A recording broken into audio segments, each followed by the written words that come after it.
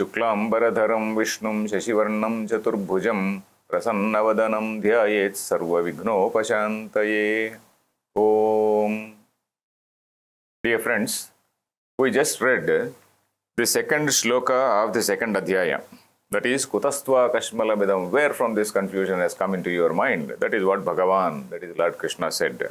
And he is further saying, the third shloka I will read, Klaibyamma smagamah partha naitattvai upapadyate kshudram hrudaya daurbalyam tyaktvottishta parantapa.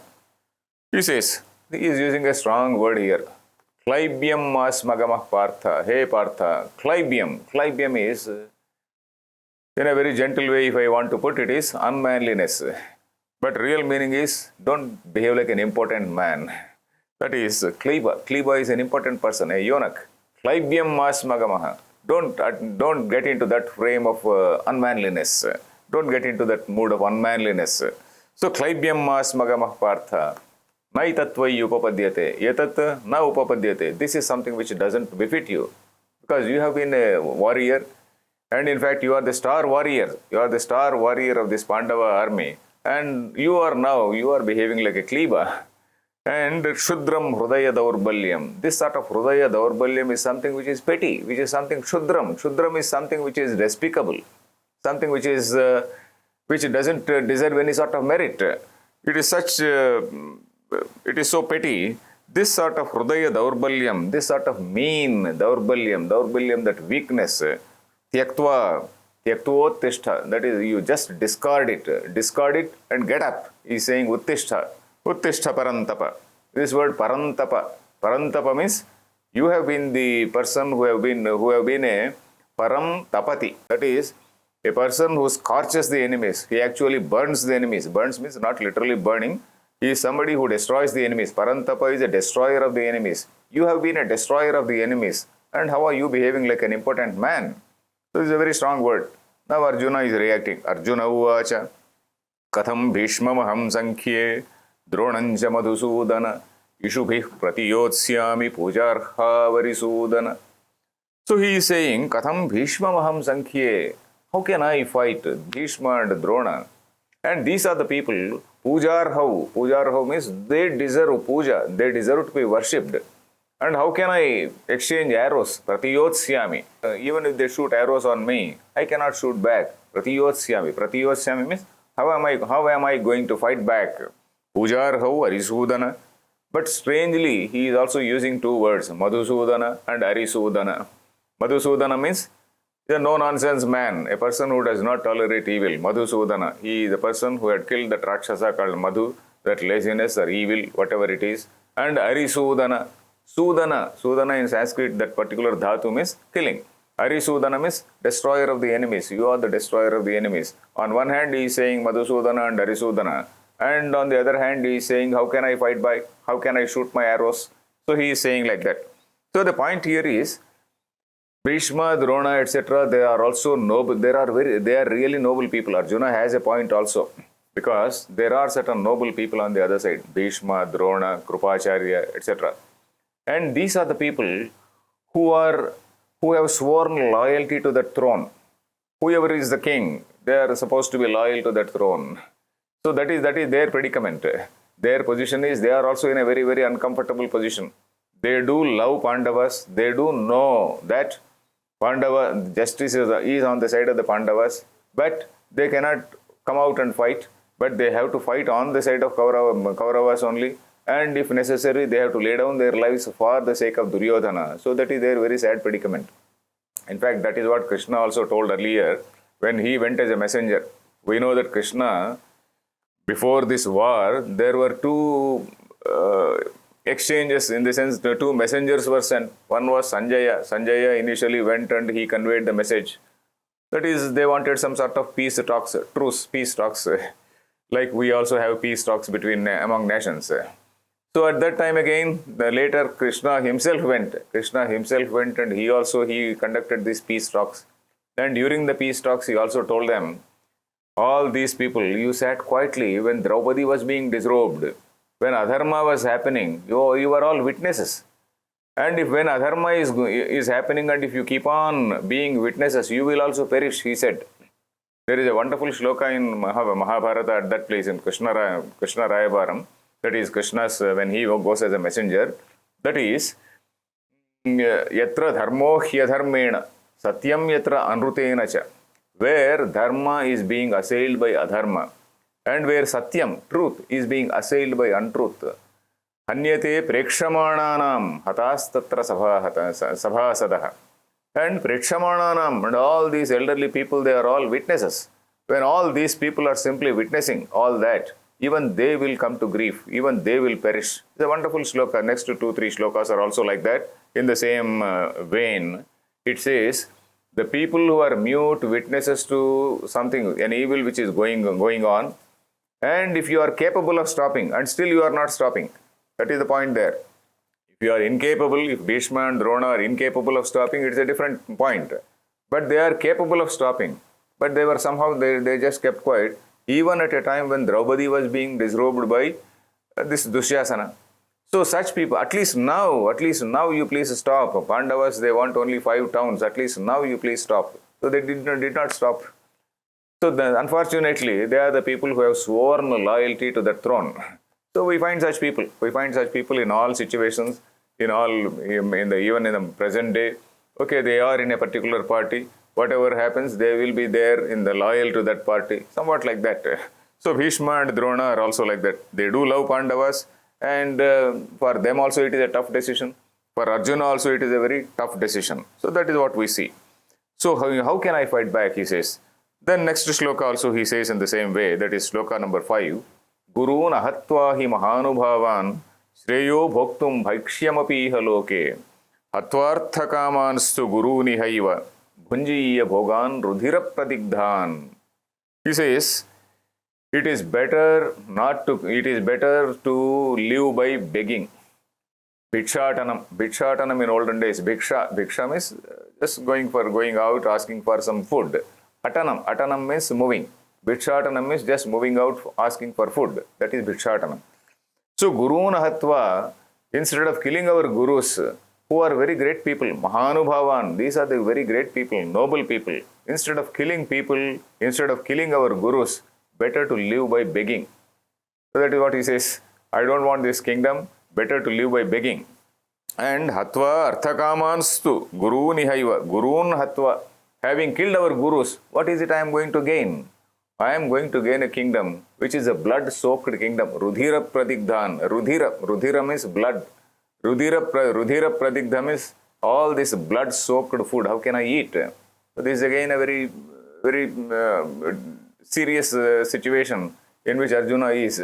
So by killing our gurus, what all, the kingdom which I inherit, the kingdom which I get, all the pleasures which I have, they are again blood-soaked. So Rudhira Pradigdhan, Atvartha Kamanstu Guruni Haiva. So here, there is an important point which has to be noted. So Bhaikshyam api haloke. Bhaikshyam, Bhikshatanam, was a Brahmana dharma in those days.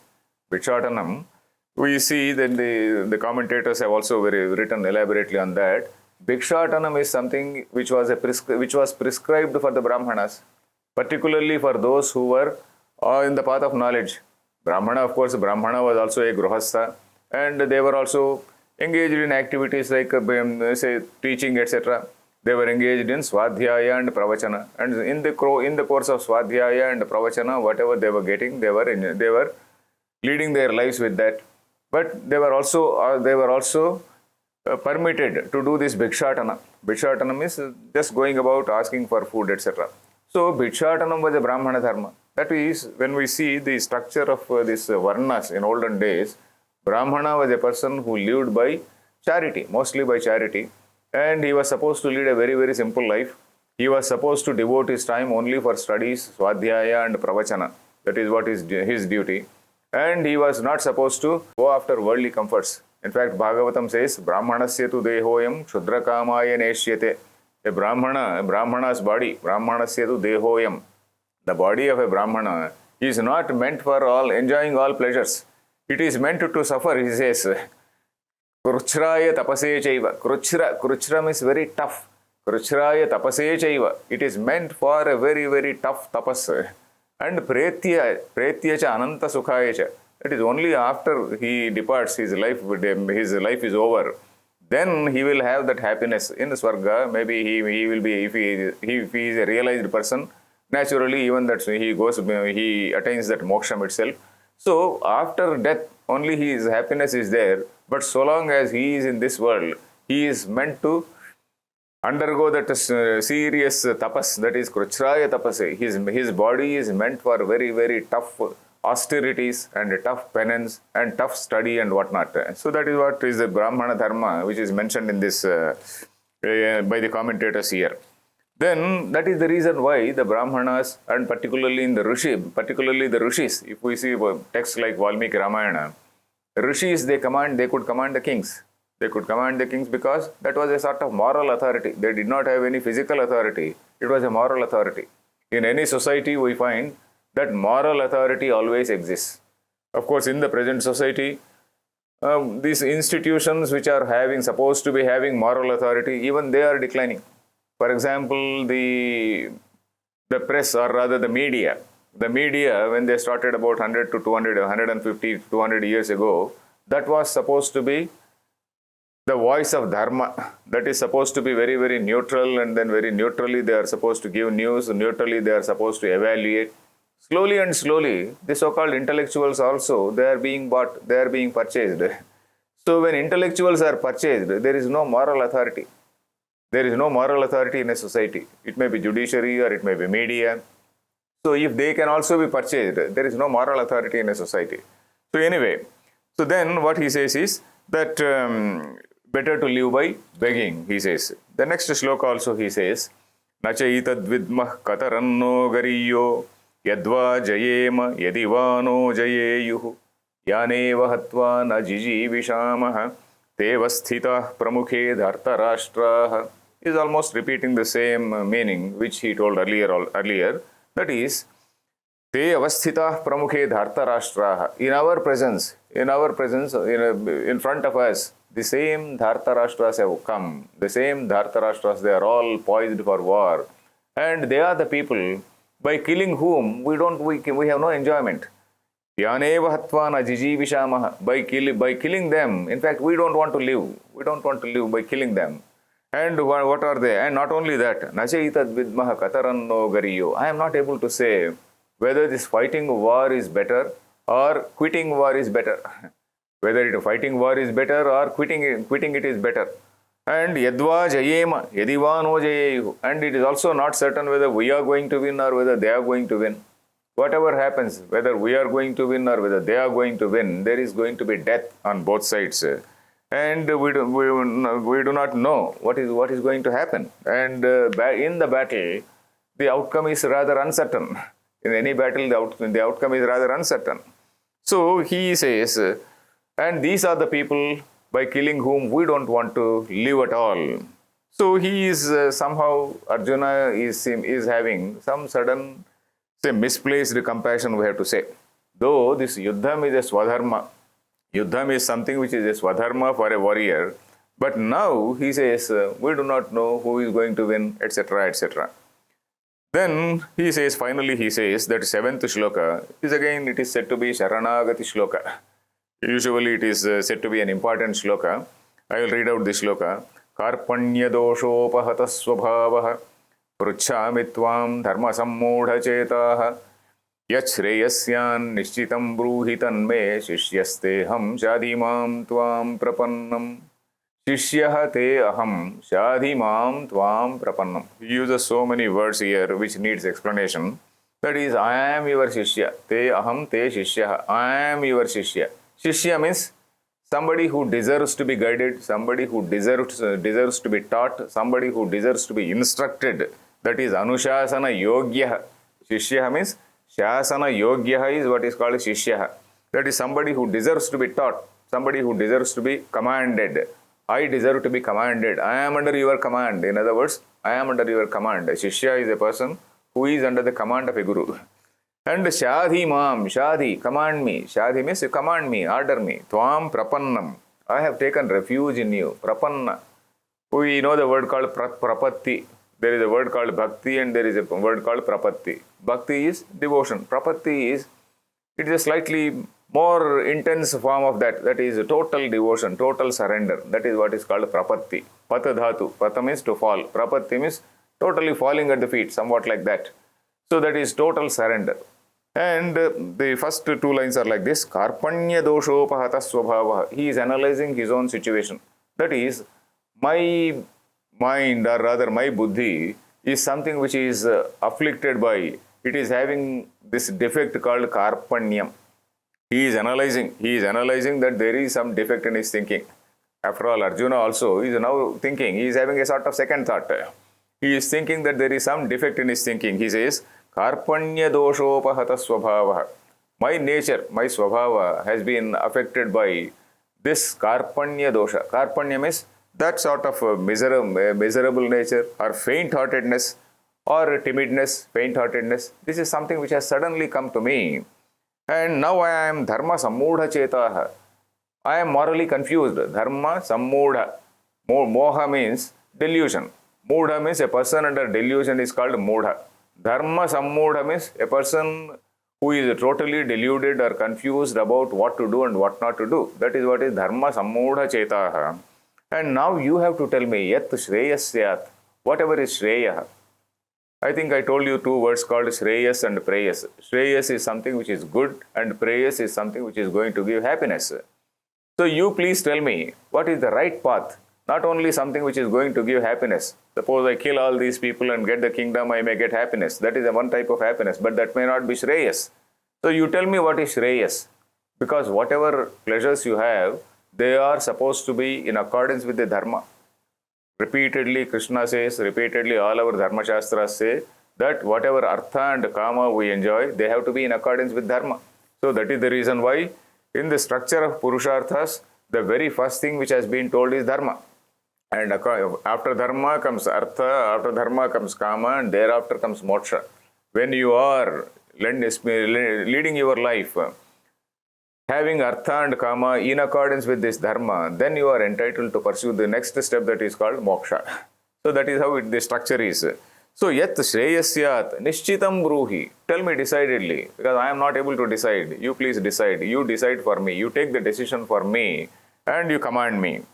So here it is called Sharanagati Vakya, and particularly in the Vaishnava tradition, they consider this shloka as very, very important, that a person, a Shishya, has to have that devotion, that sort of Sharanagati before the Lord, or rather Bhakta, a devotee, should have that Sharanagati before the Lord.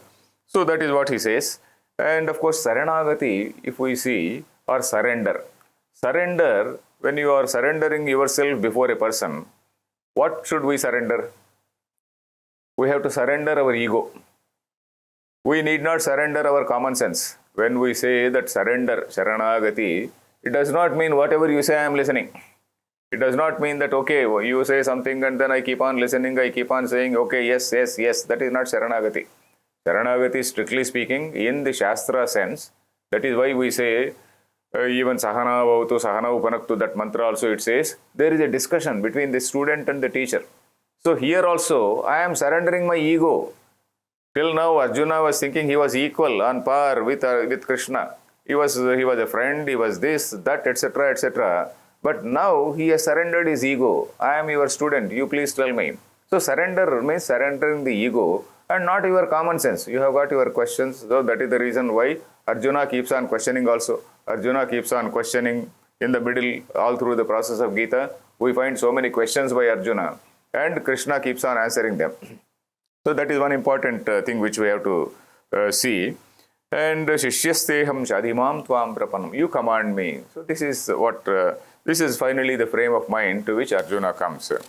So now we will continue tomorrow. Harihi Om Tat Sat.